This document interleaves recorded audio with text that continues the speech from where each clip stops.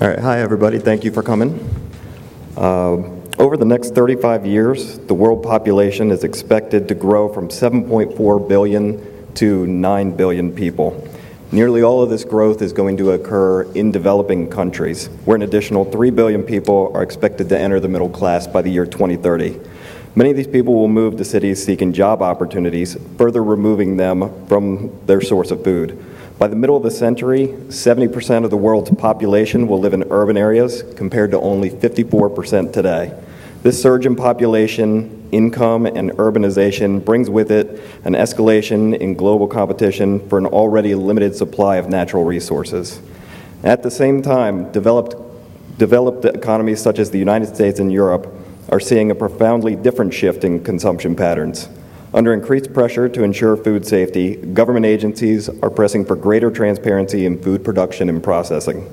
Meanwhile, modern consumers in the U.S. have become more concerned about the source of their food, more socially connected through mobile devices, and more willing to base buying decisions on the socially responsible reputation of a product. In short, the world is hungrier, more open, and less aware of where their food comes from. And while everyone here today is aware of the challenges, there's also a unique opportunity embedded within those to tell your story. To do it well will require stakeholders from farm to fork to collaborate like never before, ensuring a food system that both provides and thrives. And with that, I'd like to introduce Rod Snyder, the president of Field to Market, to help lead the discussion today with our panel of experts. Rod? Thanks a lot, Ben, very much. Good afternoon, everyone. Hopefully you can hear me all right. Again, my name is Rod Snyder. I am president of Field to Market, the Alliance for Sustainable Agriculture. And I want to spend the next 60 minutes here today chatting with some folks who are really deep into this conversation about how we connect the food and ag supply chain to drive improvements in sustainability particularly across commodity crop production in the United States. But to start out, I want to just give a little bit of an overview of what Field to Market is. So 8 or 9 years ago, a group of about a dozen organizations and companies from across the food and ag supply chain got together to basically begin to answer this question of how do we define, measure, and advance sustainability in commodity crop production, specifically in the United States. And we knew at that time that there was increasing interest, particularly amongst consumers, around how and where their food is grown. And we also knew at that time, some of the statistics that Ben quoted in the introduction, that we have a major challenge ahead of us with respect to feeding the world by 2050, 9.6 billion people estimated by 2050, with no more land and water than we have now. So really this notion of how can collectively some folks who are involved in this process get together to define, measure, and advance these sustainability outcomes.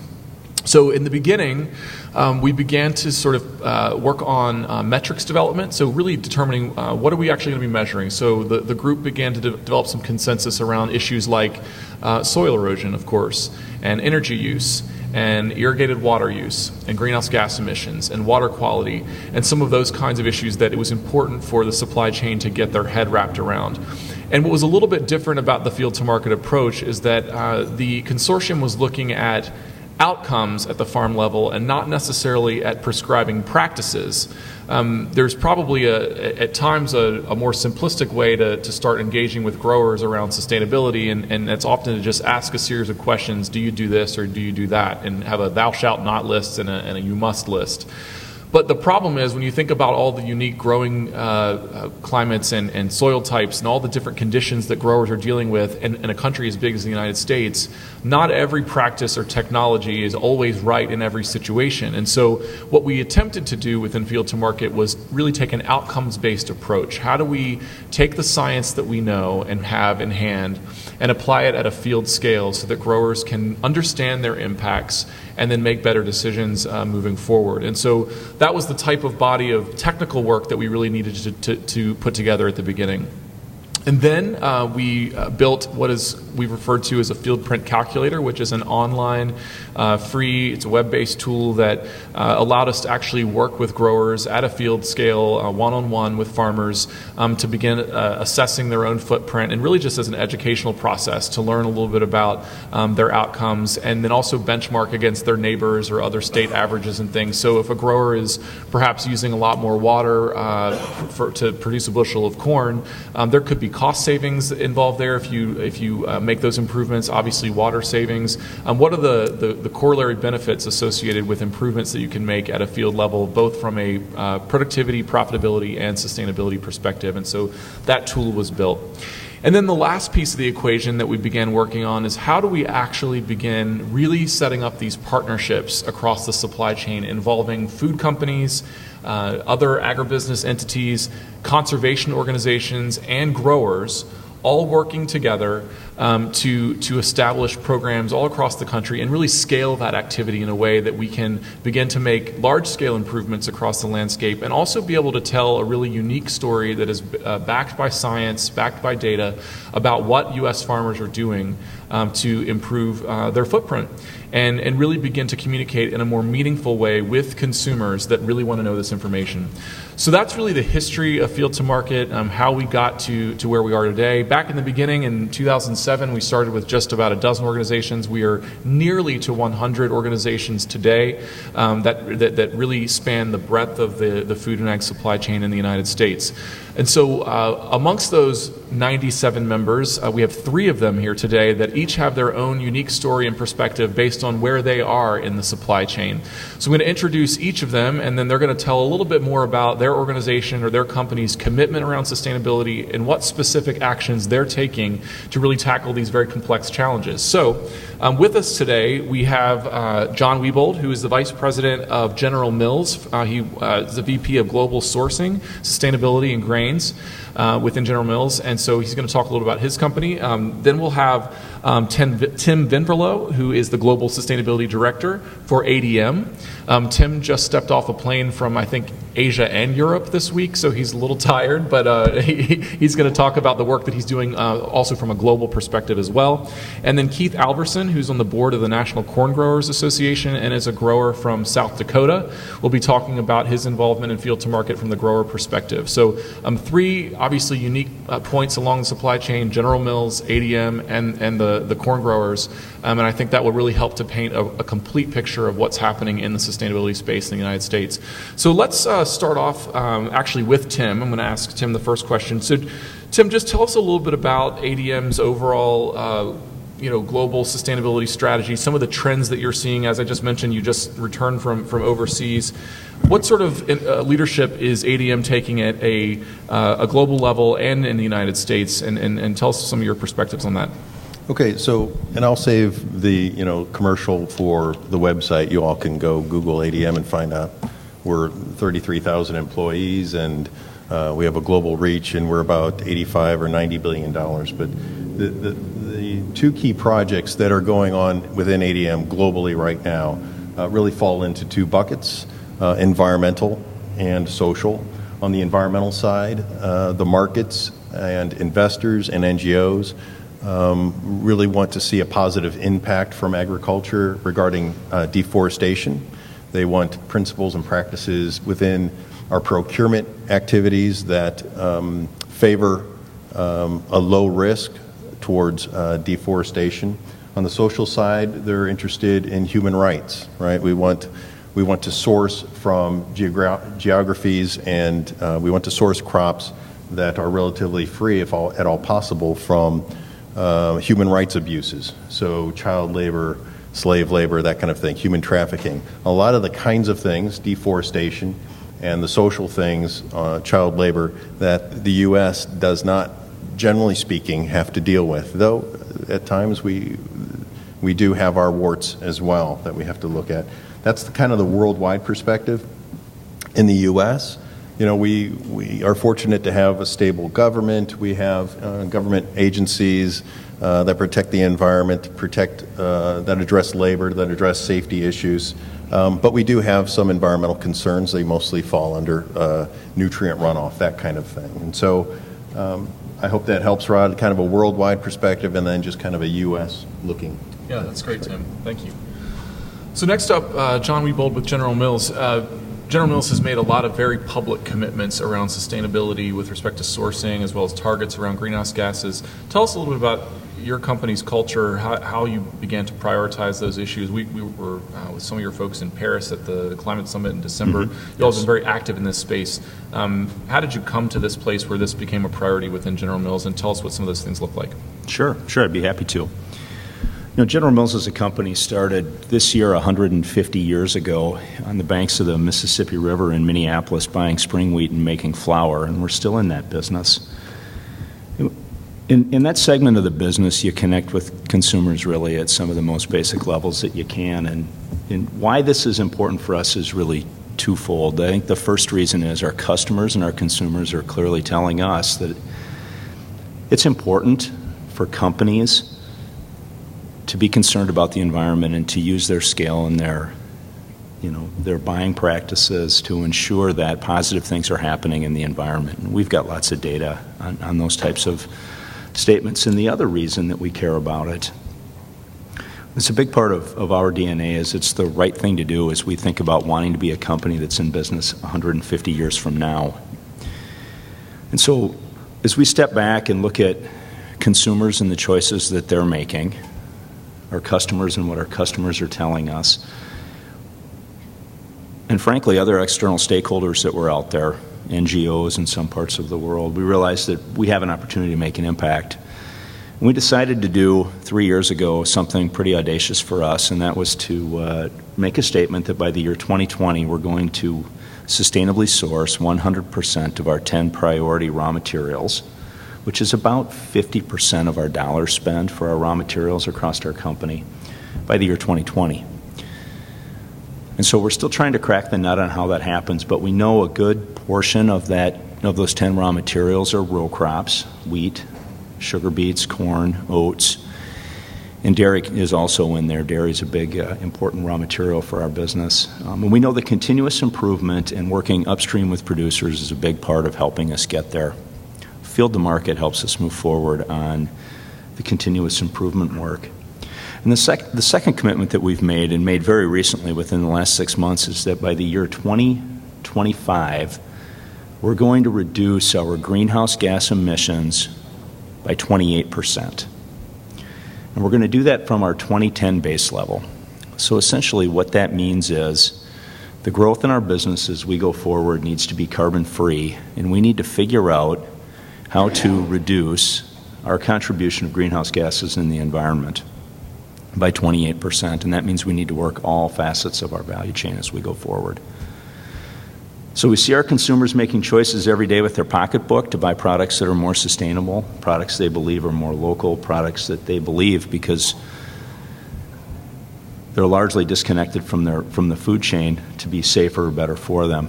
We're stepping into this because we believe it's important to our business and important for all of our partners in our value chain. Thanks a lot, John.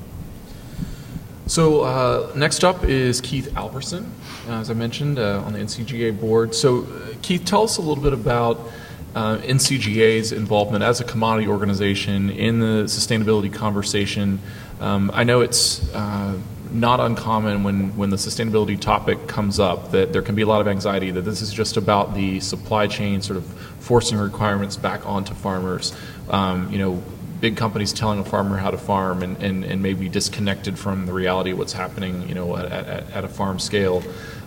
Clearly, NCGA has not shied away from engaging around, despite those kinds of concerns. Tell us a little bit about, what your involvement has looked like and why NCGA has decided to sort of create some of these partnerships across the supply chain as well. Okay. Well, as Rod had mentioned, that there were the founding members of Field to Market in 2007, and proud to say that NCGA was one of those founding members to get the ball rolling on this. And what we had seen at that time and what we continue to see is that it's important for farmers to continue to tell their story about the good things that are going on, whether it be to provide that information to the consumer-facing companies that purchase our raw commodity, or just making that connected point. And so we saw the metrics that have been developed by Field to Market as a way to quantify some of the great things as far as efficiencies and improvements in environmental stewardship that are going on around the farm. And that's something that helps build trust with consumers, not only for, through the various parts of the supply chain, I should say, helps consumers trust the products that are made with our product. And so as a farmer, that's something that's a bit of a market maintenance and potentially can grow our markets because of demand for our products based on some of the good things that we're doing. And Rod had mentioned, something alluding to basically the freedom to continue operations. We all witness out in the countryside the improvements that we've been able to make and how that's ramped up in recent years. But we also recognize that in places like the Chesapeake Bay, some of the things that are going on in Iowa, we see potential regulations popping up limiting how we operate as farmers. And this way, when we can continue to tell our story and build that trust with consumers, it helps get the message out about the positive things that are going on and can potentially hold off those regulations and continue to give us the freedom to continue to operate. And so primarily it's all about us being willing to open up and tell our story, whereas our number 2 yellow corn never was sold directly to consumers. The supply chain collaboration and having all degrees of the supply chain and having the NGOs, environmental groups involved in this, helping craft these metrics and helping craft the organization have been something that we think is extremely valuable to NCGA as an organization and then our farmer members. Great, thanks a lot. Great. So I want to start to dive in a little bit deeper into some specific issues. And one of the things that often comes up in sustainability conversations is this notion about traceability. In fact, Field to Market has a booth down in the trade show, and one of the questions that we get when folks walk up, they don't really know a lot about what we're doing. They said, well, this is just about traceability, right? So, ADM in particular, probably has some experience with these kinds of issues, and you deal in very complex commodity systems globally. And the notion of traceability or transparency has different meanings to different people. Tell us a little bit the way the ADM approaches these issues, particularly within your U.S. supply chains around traceability, transparency. What are really your priorities, and how do you ensure that the work that you're doing with growers doesn't completely disrupt the supply chain in a way that makes it actually difficult for you to run your business? So there's a lot there. There's a lot there. There's a lot there. Thank you, Rod. So traceability, that means you know who your suppliers are. That's all traceability is. It doesn't mean you have a compliant supply chain. It does mean you know who your suppliers are. Once you know who your suppliers are, if you can then assess the risk areas, and certain geographies have higher risks than others, right, and different risks, you can begin to at least get your arms around and begin to even outreach to growers who might be in high-risk areas. And again, I have to go back to the world view here just for a second, Rod, but once you know that, once you know your transactional boundaries and you know your geographic risk boundaries, you can try to tailor who you have to talk to, who the growers you have to outreach to let them know where you want to go, whether it's no deforestation or the elimination of child labor or something that's more U.S. based, like on-farm metrics, for example, that all are interested in. But it's tough times right now because nobody trusts anybody. We heard Keith bring up the word trust. Nobody trusts it. We don't trust academia right now. We don't trust governments right now. We don't trust big business right now. So what do you do to fill that void? And it's through traceability and transparency that the consumer begins to get some reassurances, right, and some confidence in what's being brought to them. But even then, it's very, very difficult because if you truly brought all the information that you had to the consumer, it wouldn't fit on a label. They have, 2.5 seconds to decide which product they want to buy when they walk through the grocery store and make their purchase. So it becomes a very complex issue. And what happens between the grower and the retail manufacturers, we try to get together and solve some of these issues ahead of time because they just don't fit on the label. And it's in all of our interests to regain the confidence and the trust of the consumer.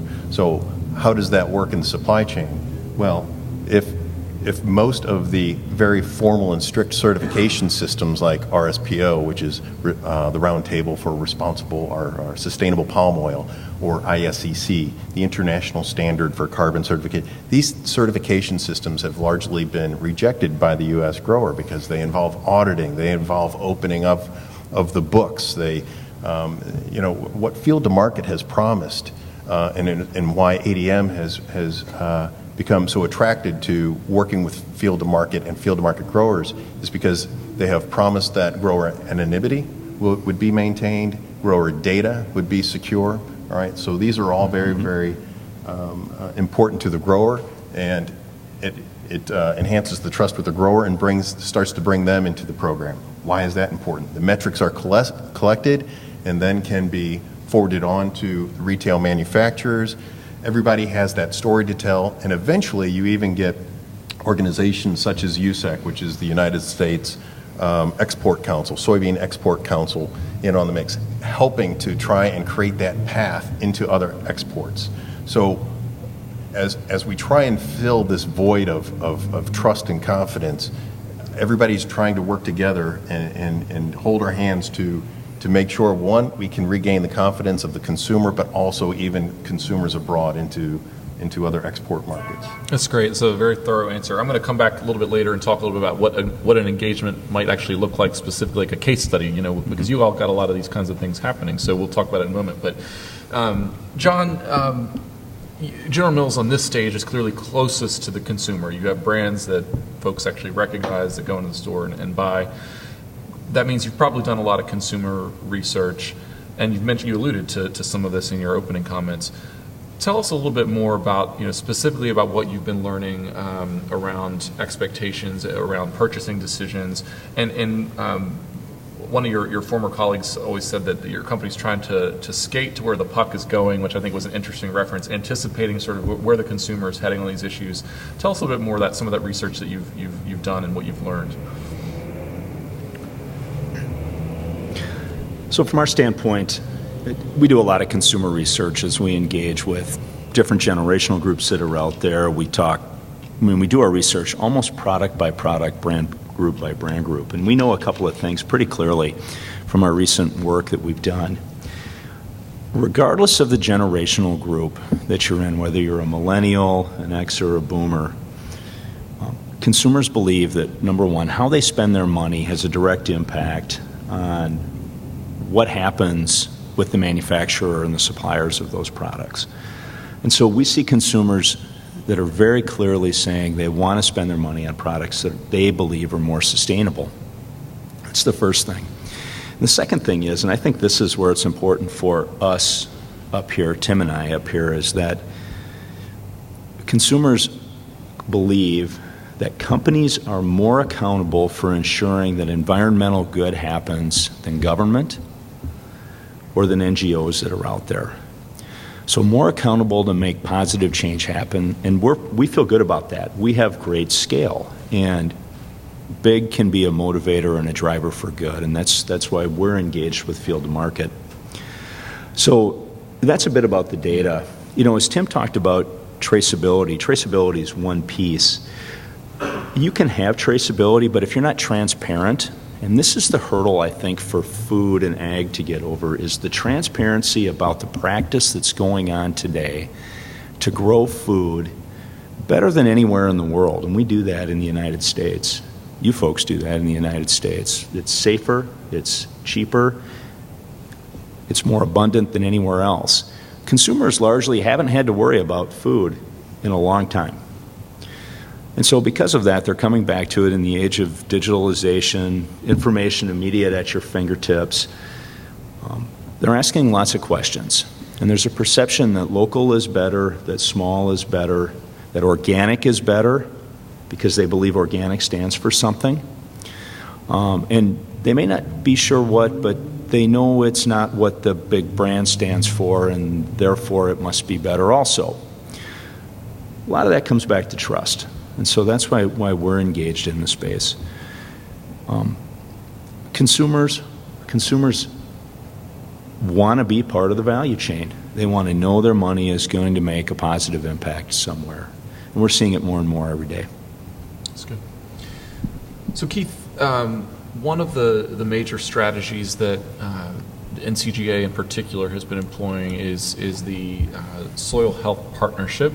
It's a outreach and research, outreach, education that can help to sort of scale some of the learnings and things. Talk to us about how that program fits into sort of a larger sustainability conversation. And it's a couple years old now. Maybe you've already picked up some things that could be valuable for the supply chain as well.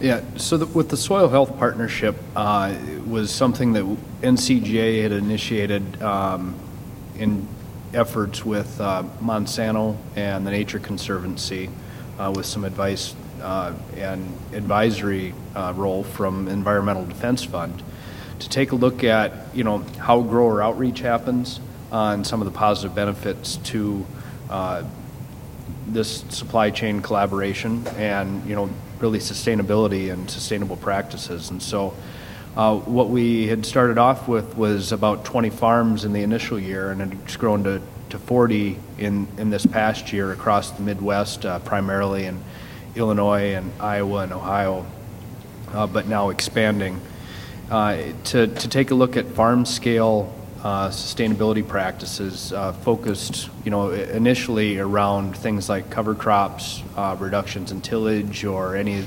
advanced nutrient management, some of the precision ag things that we as farmers are adapting so quickly. And then using the field market field print calculator to document those things and show what kind of outcomes that we can provide with those practice changes or those practices, but also make sure that we have an economic component to show that works on a farm scale, not on necessarily plot level data, to have that across the farms. And we know, and we've learned through the years as farmers that some of the best outreach is done farmer to farmer. We have a tendency to imitate those that are successful in our communities and farming practices that they do, and so this outreach was also a way to look at how do we identify some of those farmers that are maybe thought leaders or leaders in some of these conservation practices, and how can they help others in their area that would have similar type situations learn from them. So with that, we've got an advisory panel that's developed some protocols where we hope to document the information that we learn and be able to publish it in scientific journals to provide information to other growers outside of that region and for all of us to continue to learn. That's great. And presumably, kind of segue into what I'd mentioned, perhaps a case study. In fact, we can play it out here on this stage. So presumably that as those learnings are being disseminated and folks are perhaps trying out new practices, advancing some of these outcomes, if you're measuring these things and reporting these things, it ends up kind of flowing back through the supply chain. So Tim, ADM's had a lot of experience setting up local projects with groups of farmers and then reporting to your customers. So maybe starting with you, what does that relationship look like if you go into a community, go into a specific region to get a sustainability engagement going? Because I know there's a lot of farmers in the room that think, oh, this all sounds interesting. What's it look like when you go to ground working with groups of farmers on this kind of thing?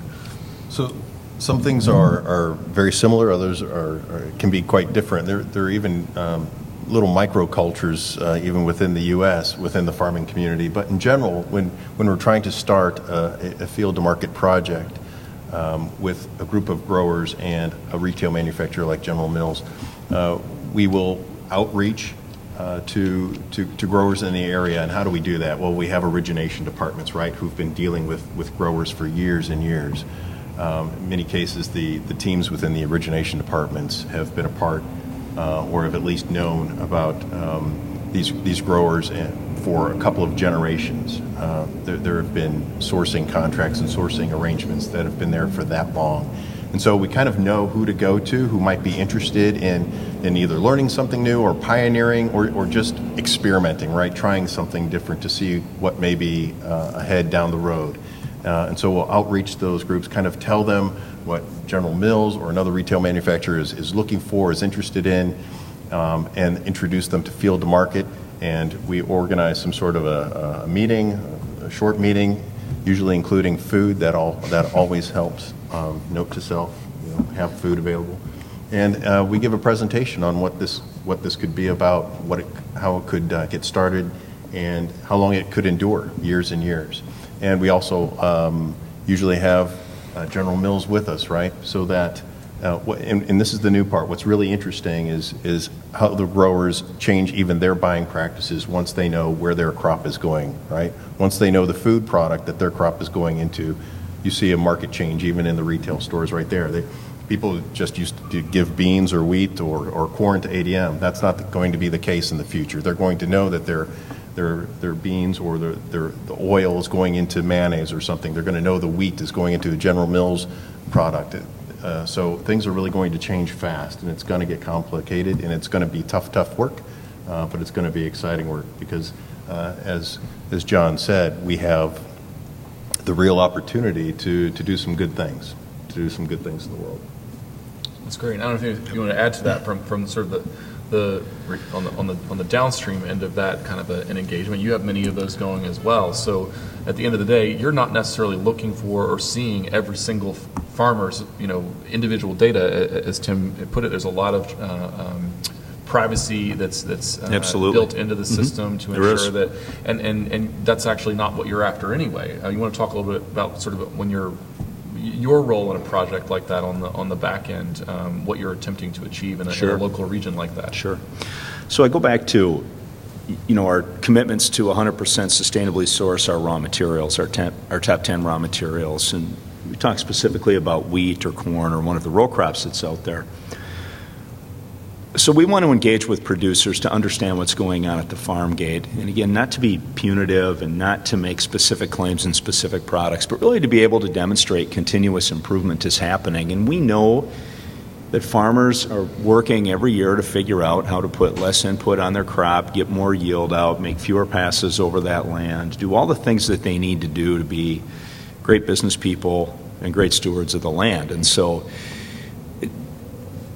we look at our goals and want to get at those goals, and in many, many cases, in fact, the vast majority of the stuff that we buy from a supplier. We don't buy it from a producer. And so we'll go to Tim's group, Tim's organization, and say we need to sit down in a region, and we want to build an engagement with producers. And our goal is that once an engagement starts, it goes on for a period of 6, 7, 8 longer years. And in some regions in the U.S. right now, we're starting our 5th year. So it's really in that we sit down collectively as a collaborative organization. We grab data, we look at it, we provide feedback on the data, not from a corrective standpoint, but from a learning standpoint for producers to take and look at their output. Again, this is all anonymized, so we don't know if it's Farmer Johnson or Farmer Smith. And folks get to collaborate on how the heck did you grow that yield with, 5 pounds less per half acre or 7 gallons of water less over the year. And the discussion starts and the continuous improvement happens from that. We think that's a really positive way to go at it. We're committed to it, we're working on it, and we're looking to move from pilot scale to broad scale commercial type engagements here over the next 1.5 to 2 years. Yeah, go ahead, Tim. I'd just like to add and expand a little bit on what John said, because it kind of goes to grower anonymity. And the grower has options at the end of a growing year. We reconvene, as John said, and the data is revealed, but it's revealed in the aggregate, right? So if there are 100 growers in the program, we look at the trends of inputs over the collective, right? And each grower can then have their specific data. So they can then ask themselves very important questions like why was the trend in the aggregate higher in yield than I was? Why did I end up using more water than the aggregate? Sometimes there's just really, straightforward answers to that. Well, my field's sloped and theirs isn't. But from that data, though, you can begin to ask yourself some really good questions about how to extract more for less and make the farming operation even more profitable. So it kind of goes like that. Who you talk to about your data is up to you. I mean, some growers share, others do not, but it really becomes, you get to build your own unique experience with this data availability. So. It's almost an innovation platform and discussion for growers to chart a path for themselves around improvement. You want to add anything to that, Keith? Yeah, I'd just say, from a grower perspective, those that have been involved in these type of things, it would be something easily compared to some of the financial benchmarking things that we've been aware of within the farming industry, where once we know where our benchmark is as compared to our peers, we can make decisions to improve our efficiency, to improve our economics on that. Whereas in this, we take, instead of just financial benchmarks, we take some of the stewardship and efficiency benchmarks that we can look at on the farm level. And maybe the answers aren't necessarily so clear, but the companies have stepped up to help provide, help us learn those answers, and help try and put the right people in the right place to provide those answers, whether it be our trusted, agronomists in the local area that, can determine, the water use efficiency differences, or why, takes a pound of bushel or a pound of nitrogen per bushel for me to grow corn, but my neighbor can do it for 0.9 pounds per bushel, and that all translates back to economics. But it neatly closes the circle, these collaborations on, where my raw product goes, and having the others be able to tell the same story that I'm saying about the efficiency gains that we've been able to make is incredibly powerful, because we as farmers can talk about the good things that we're doing and the improvements that we've made. But if Tim's company and John's company and Rod's organization and the members within are all saying the same things, it becomes incredibly powerful in building that consumer trust. That's great. So just one more question for all of you, and it really involves the value of these engagements. So it's clear at this point, when Field of Market's to nearly 100 member companies and organizations now that all have a common goal of improving environmental outcomes around key indicators. And so that's the North Star for all of us. We're working on, particularly at that farm scale, how can we make improvements within our U.S. agricultural system. But at the same time, you don't see the kind of growth and interest in these engagements unless there's shared value across a very diverse set of players across the supply chain. And so that probably looks a little different for each of you based on where you're sitting. So tell me a little bit more about what the value is for a company like General Mills, like ADM, and a farmer when you begin to tighten this relationship across the supply chain and begin working on sustainability. And John, I'll start with you. Sure. So I think the biggest thing that happens is you get alignment on efficiency. You work on reducing waste in your value chain. And then we've got 9 billion people going to be on the face of the earth by 2050. We have to do more with less, or more with what we have today. And I think for us, as we think about it, it's around zero loss. How can we get better and better and become more transparent and build more trust with the responsibilities that we've got today? So that's how we look at it. That's good. Tim, what about you? So I'm not going to be very pretty here, but look who I've got on either side of me. I'm stuck in the middle, right? I've got two customers that I have to keep happy. I've got the grower and I've got the retail manufacturer.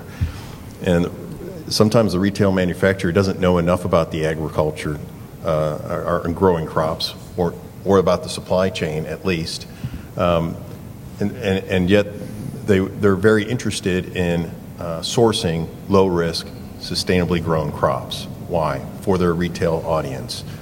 And the grower's very willing, right? What's in it for me?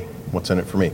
ADM will never take the spotlight in any of this, but we're very happy when both ends of the supply chain are happy. So that's what's in it for me, Ron. I've got this balancing act that I'm really trying to keep both sides happy, and of course be recognized too as not just doing it for that reason, but where we can, especially in some of these higher geographies, we've really are trying to be recognized for our leadership role, especially on no deforestation and on child labor, which you could go to our website and read gobs of information on.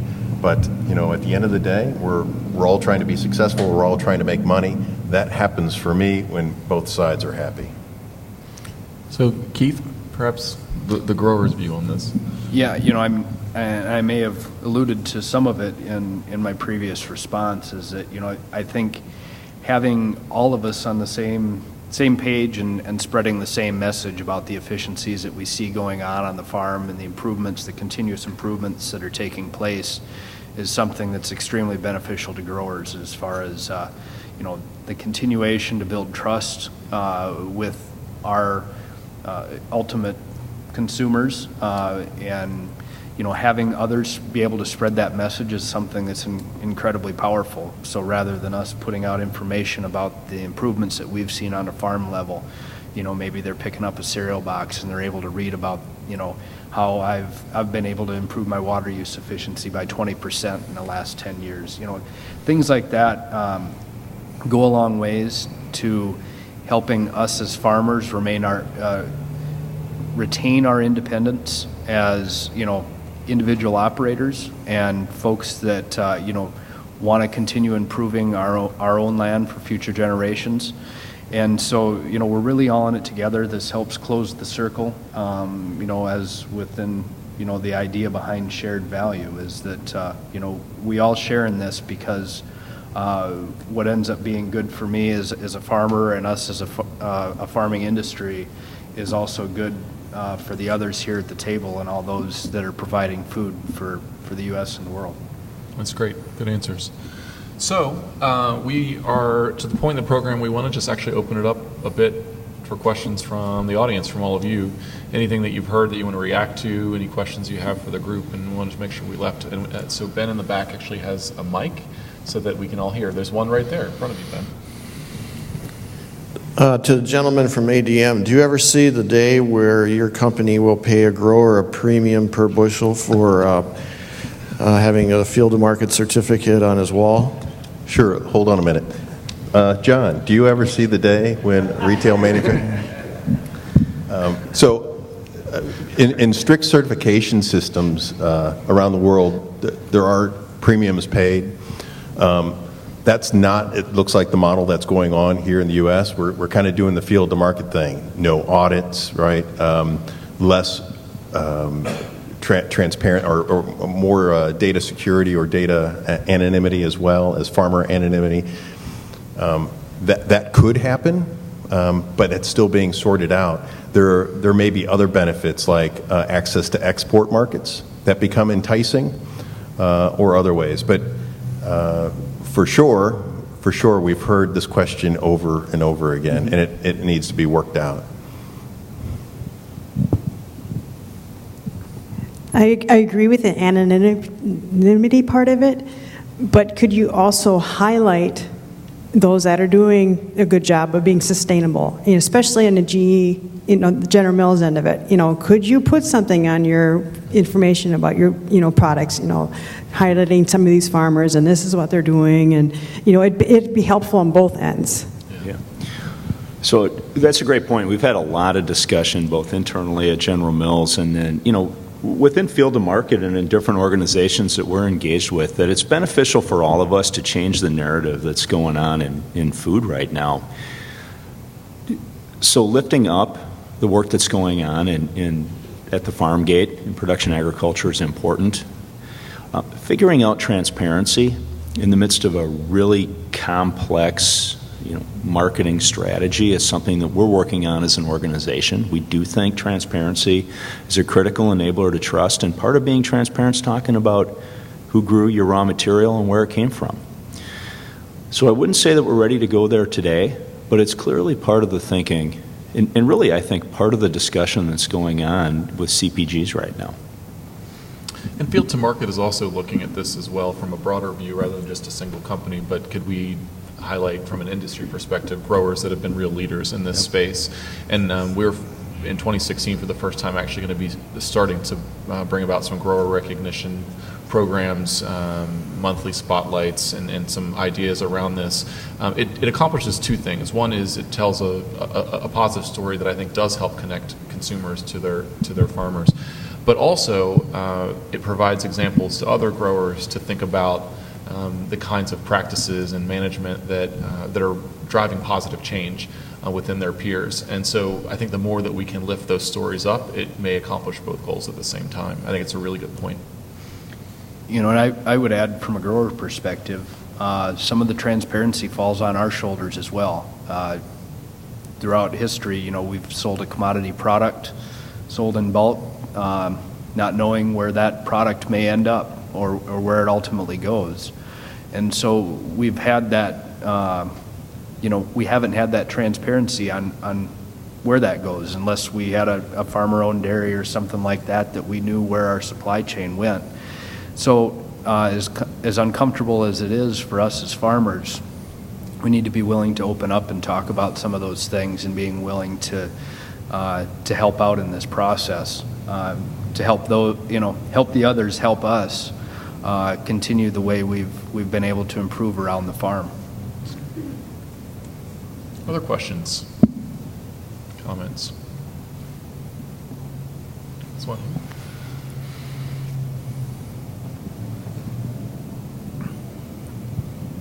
Okay, this question might actually be for Tim, since you're kind of the link between the two here.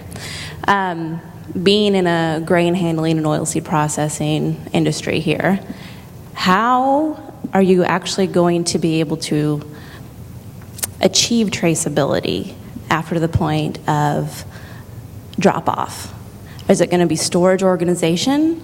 Is it going to be pipelining and only having certain processes happening at certain times of day at the elevators or at the crushing facilities, that kind of thing? How is that going to be achieved? Because I see that in the commodity industry, that's something that's really, really difficult to do. We're not dealing with perishable produce here, you know?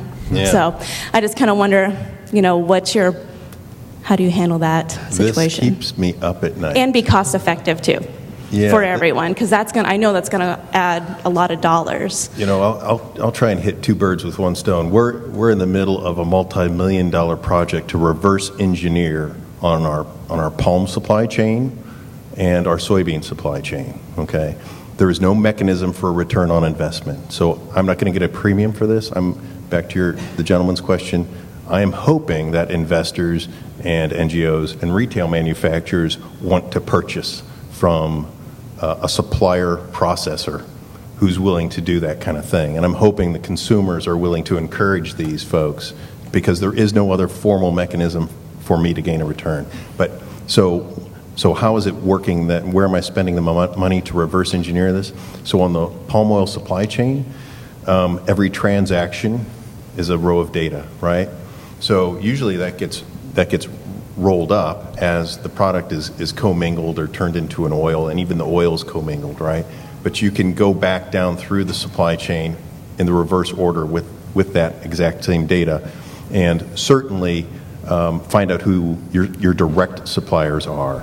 But you can, you know, we're also buying from co-ops and storage locations, right? Those are our third-party suppliers. So we're going down those rabbit holes, and it is hundreds of thousands of rows on an Excel spreadsheet that we chase back down until we, in the case of palm, hit that mill. And then after that, we need the cooperation of the mills we source from and the co-ops and the third-party storage folks, right? Then we start to have a dialogue with them. Would you be willing to share your supplier data down from there? And it just steps along that way. It's hard work, and it involves politics sometimes, you know, and diplomacy. But that's what we're trying to do, and we're finding our suppliers and growers that fall into three buckets. One, they're already in compliant with our policy. In this case, again, sorry for backing up, Rod, but for the U.S. it'll be field-to-market metrics. But where we're applying the money right now, it's on no deforestation and other social rights, human rights issues, right? So a grower's already compliant, a plantation's already compliant. Or we run into a supplier who's not compliant but wants to be. So it's about working with them. And then we find growers who are not compliant and have no real desire to be in compliant. But when you talk about those three buckets, you're talking about 2/3 of the market that's willing to work with you. And so there's going to be some economic pressure on that remaining third eventually. And this is why we think we can eventually influence some behavior modification, especially on deforestation and other human rights issues. But in the U.S., though, I would say, wouldn't you say, Tim, that it's been more of a mass balance approach rather than, I mean, perhaps a slightly less disruptive approach in that way? Yeah, traceability, may not be, for the reasons I just gave, it may not be such an issue here in the U.S., right? It may be more of what Rod's referring to is the data, the commingling. The data can follow the origination of the data, which is what field to market represents. It doesn't matter after that if it commingles in the supply chain. What matters after that is do we have a buyer for that product, and can we secure export markets for that product? Yeah. So, and in my mind, I'm thinking maybe traceability isn't necessarily identity preserved. Yeah, that's exactly two that's an different accurate issues. Yeah. That's actually, I think there's a lot of confusion around that. Identity preserve, which requires very specific transactional kind of requirements, and then traceability, which is more about transparency and visibility into a supply chain, being two different things, and you don't necessarily have to trace a kernel of corn from where it started to where it ends up. So I'm sorry I didn't make that point. We don't decouple the material, the physical product. Right. We're decoupling the transactional data and finding out where the supplier is and what geographic risk that supplier may be a part of being located where he or she is. And field to market is neck deep into this question now because we want to make sure that how this gets designed accomplishes a couple things. One, it needs to work for all of the different folks along this table, as well as our environmental NGOs and everybody that's involved in the conversation. And it has to also be applied in a standard way so that competitors at the end, downstream, that want to characterize their engagement in this are all playing by the same rules, essentially. And that's where a standard process that field to market brings to the table really allows that to play out. So these are really good questions. So another there in the back. Is the field to market logo currently on any labels? No, it's not on any labels currently, and in fact, our members, for the most part, I mean, you could speak to this. General Mills hasn't asked to put it on a label. It's been more about communication through, corporate sustainability reports to your shareholders, to your. You want to talk about that? Yeah, so I'll comment on that for just a second. I think the direct answer is no, not yet. And so I think it'll become a member by member, field to market member by member decision as you go forward. And two things have been happening. One is, by and large, all public corporations who are engaged in the space are publishing global responsibility reports, corporate social responsibility reports, so on and so forth. Those are the documents that are shared with investors all around the world and available publicly that you can go to see what an individual company is doing today. Ours is quite extensive. We put one out every year, and it's probably 120 pages long. Covers environmental, human safety, a whole bunch of stuff. In regards to field to market, what's really been interesting, as Rod talked about, it started 8 or 9 years ago. It's gained critical mass in the last 24 to 30 months. It's gained critical mass to the point to where the membership now is starting to put together what the standards are and what the measurement protocols and accountability protocols need to be to get ready to put a logo on a package if a company decides to do that. And so we've grown from an idea and a concept focused on environment to one where we now have a scalable model. We have planning purposes we can go with. We have the ability to start to move forward with verification, certainty, confidence, all of that builds trust to put that logo on a package for a member that wants to do it and has met all the criteria to do so. About 5 minutes left. Any other remaining questions?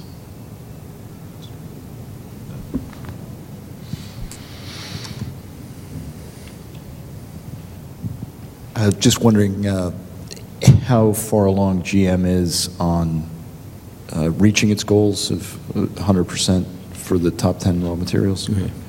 So General Mills, GM, us, okay. So I'll start with palm oil. Tim talked a little bit about palm. We have 10 raw materials. I'll tell you that on palm oil, we are 100% sustainably sourced. It'll be in our GRR, and we've talked about this publicly.